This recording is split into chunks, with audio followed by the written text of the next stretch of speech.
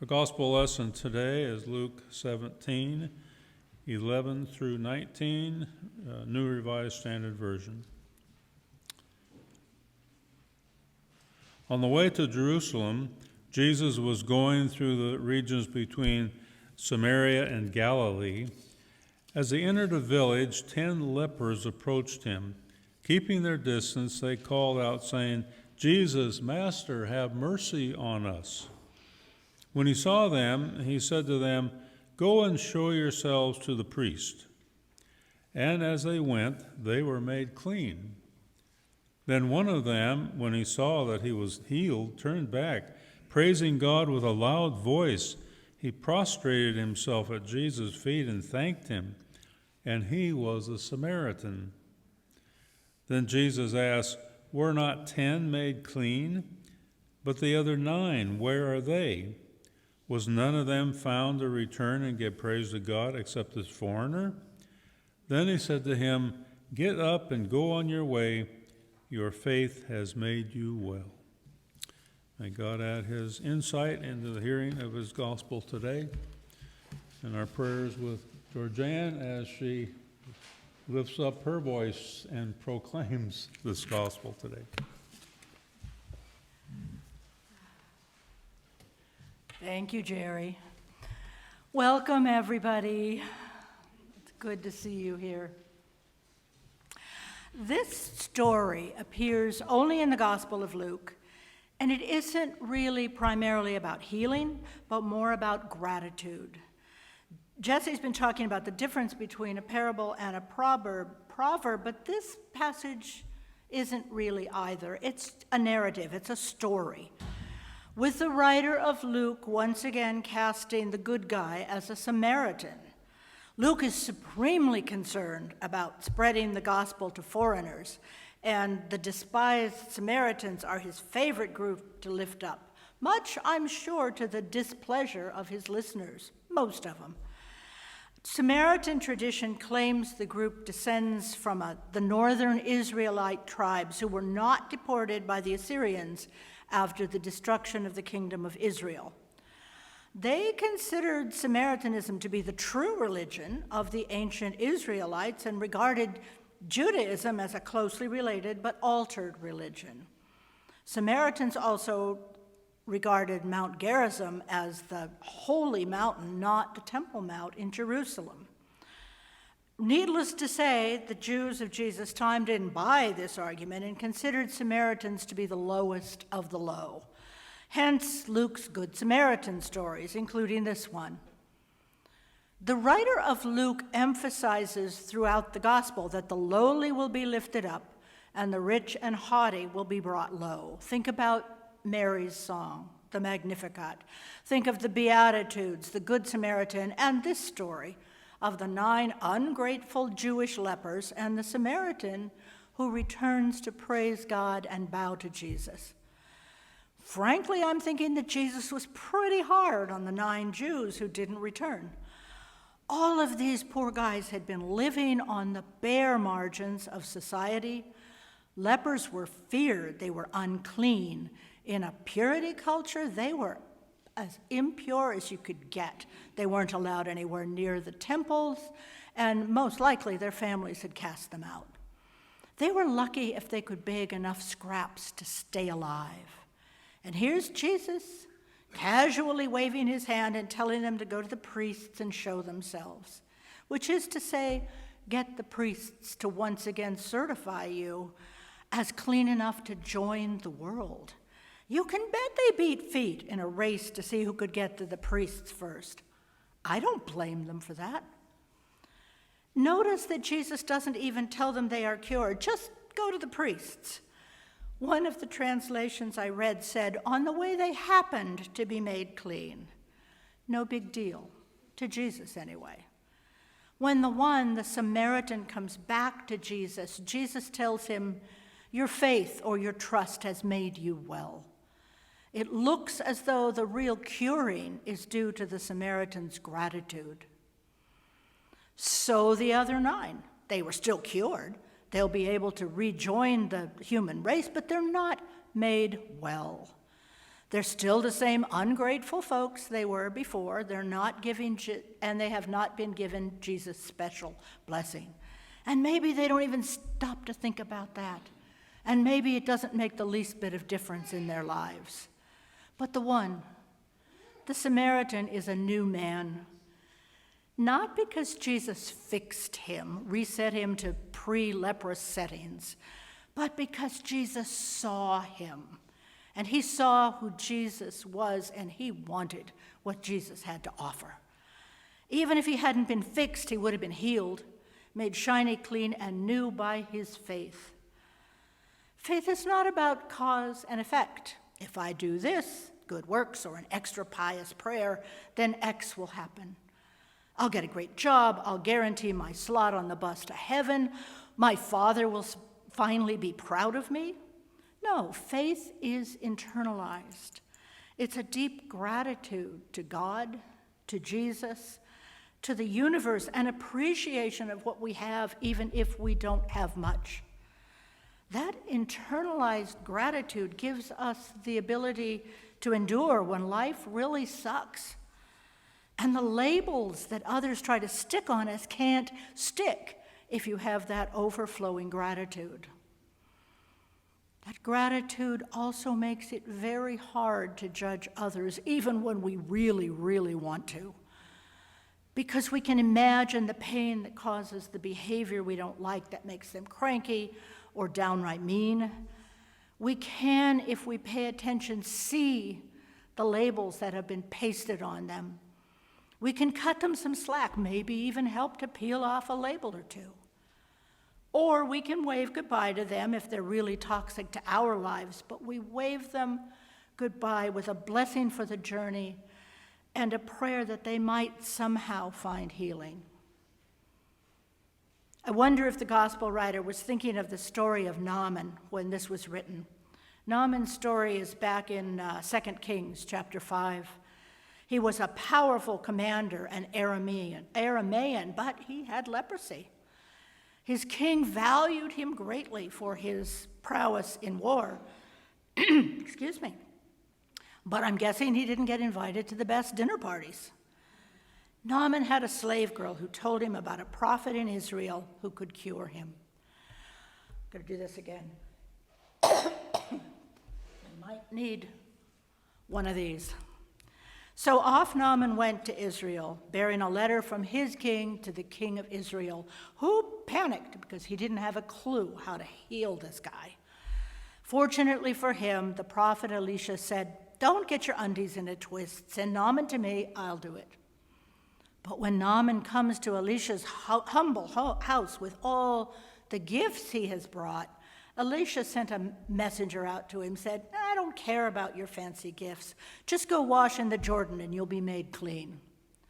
You'd think Naaman would be happy, but no, he was ticked off that Elisha didn't come out to him and wave his hands around and make a big deal of the healing, because after all, Naaman is a big deal. And the Jordan is just a puny little stream. It really is. I've seen it. There are great rivers in Damascus that should work better.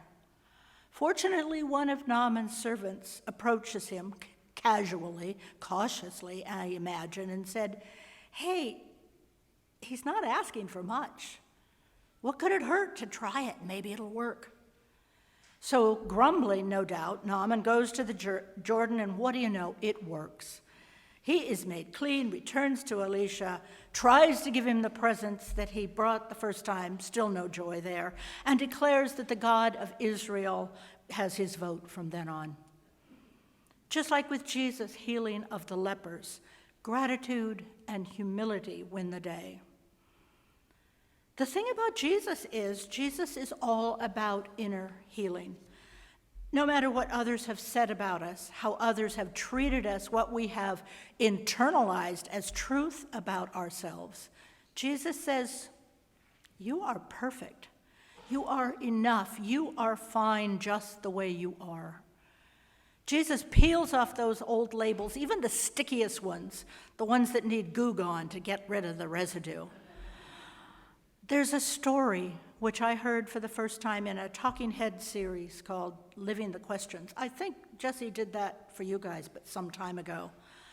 One segment was narrated by a woman, a pastor and a retreat leader, who facilitated a retreat for other pastors. Over the course of a few days, as the retreatants went through various spiritual practices and got to know one another, they were asked to spend some time in prayer, studying the Bible, looking for a name in there that called to them, a name they would like to claim for themselves. At the end of the retreat, they had a closing circle where each one talked about the name they had found, the name that had chosen them, if you will. There were some great testimonies and witnessing, and everyone finally had participated except one quite young pastor who was sitting quietly saying nothing. After a silence that had gone on way too long, the leader asked him if he had come across a name that called to him. Finally, he said, "I saw wonderful names. I came across heroes, well-known and not so well-known. I found names I would have loved to claim, but none of them could overcome the name I already have." Again, an uncomfortably long silence, which the leader finally broke to ask him if he wanted to share that name, and he said, eventually, "Not good enough. That's my name. My father gave me that name." And then, of course, he broke down. The facilitator said there they were, a room full of lifeguards, and this man was drowning in front of them. A room full of pastors who were stunned into inaction by the man's level of pain. Until one of them got up, put his hand on the man's shoulder, and began, "This is my beloved child, in whom I am well pleased." Began to say the words of baptism until all the people in the circle were laying hands on this young man, reminding him that God called him beloved, and that was much more important than anything else, urging him to believe that the label he was so sure was attached to him for good was removed, could be removed, was false, was nonsense. But oh my God, those labels stick hard. The names we are called, the names we call ourselves, they're insidious. They stick directly on our bodies, our God-given precious bodies. Every time someone says, "You are not good enough, you are not feminine enough, or masculine enough, or thin enough, or too thin, or too tall, or too black, or too loud," you are not enough, period.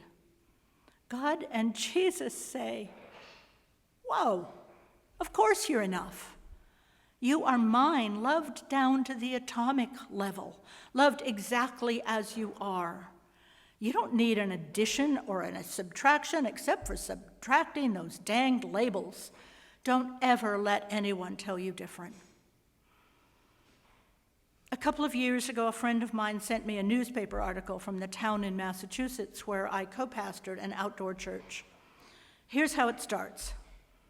36-year-old Nicole Bell looks every inch the professional.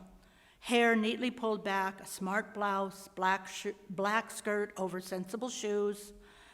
Ms. Bell indeed has become a leader in the city's nonprofit realm, founding Living in Freedom Together, or LIFT, a resource and advocacy center for women who have been commercially, sexually exploited, a center for women like herself.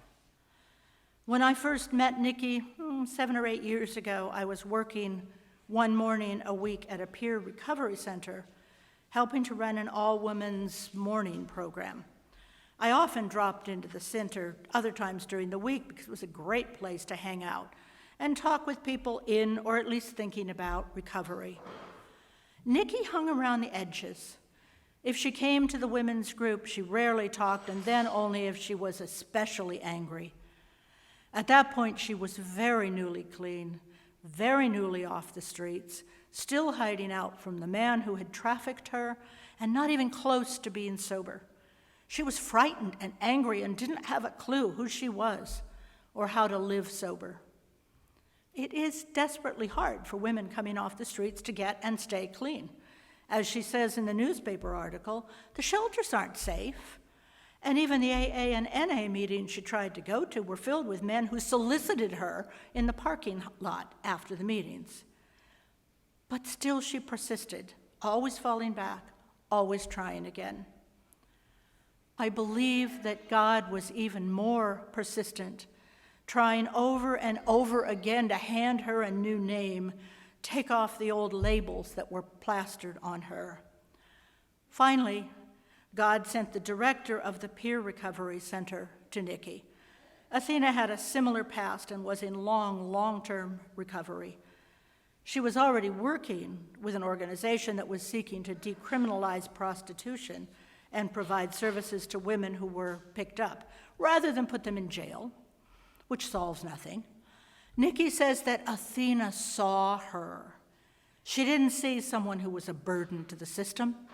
She didn't see a substance-dependent, prostituted woman. She saw a human being with great potential.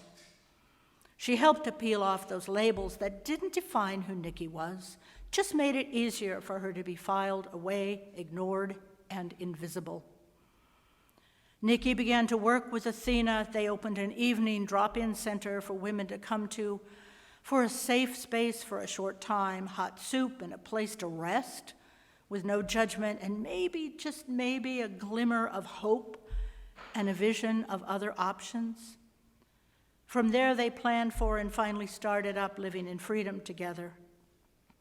At the time the article came out, their board had a proposal in place for a residential recovery center and a bill in the Massachusetts House of Representatives that would provide a grant to pay for it. And much of this is due to Nikki, a woman with the courage to follow God's call and become who she was always meant to be, to accept her new description as an apostle and reject all those old labels that had been stuck on her, to be grateful for the healing she received and to pass it on to those still on the streets. Nikki chose to be grateful and was made well. Likewise, the Samaritan chose to be grateful and was made well. What do we choose?